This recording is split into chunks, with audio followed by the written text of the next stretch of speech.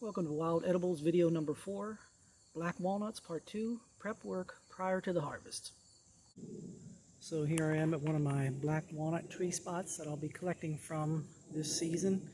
What you want to do when you find your spot in August and early September, these trees are going to drop the black walnuts that are defective.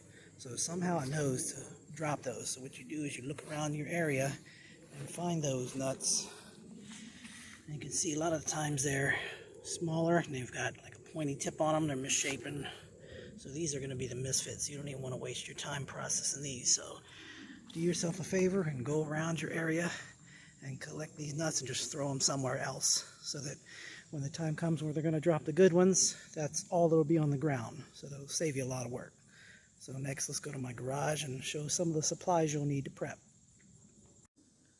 Okay, we're back at my garage. Let's go over the supplies you need to process and collect walnuts. First, to collect them, you should get yourself a pair of gloves that go up past your wrist, because black walnuts have a chemical in them called juglone, and it can stain your hands for a couple weeks if you're not careful. So definitely get yourself a pair of these gloves. And when I collect the walnuts, I like to just use a contractor bag. It's a lot easier just to put them in the contractor bag and drag the contractor bag with you. So that's basically what you need to collect. Now let's go over the methods on actually processing the black walnuts and what you need for that. Let me zoom over here. And you can see that tote there. That tote is for what I like to call the dry method of processing walnuts. All you need to go do is find a tote like this at Walmart, whatever size you can get, and drill holes in the top and drill holes in the bottom.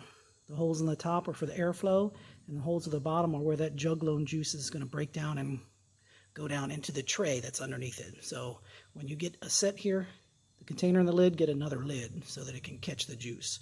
That's what I call the dry method, and that's all you need for that method. And the second method is the wet method, and for that all you need is your standard metal or rubber trash can like here, and a couple 5-gallon buckets, and a paddle mixer, which let me go get it so you can see a little better. The paddle mixer, you're going to use this for processing the wet method, so get yourself one of those. And when you use one of these, it's better to have a plugged in drill, because these things are pretty heavy and they tax your drill. But if all you have is a battery powered one, then that's all you need to use.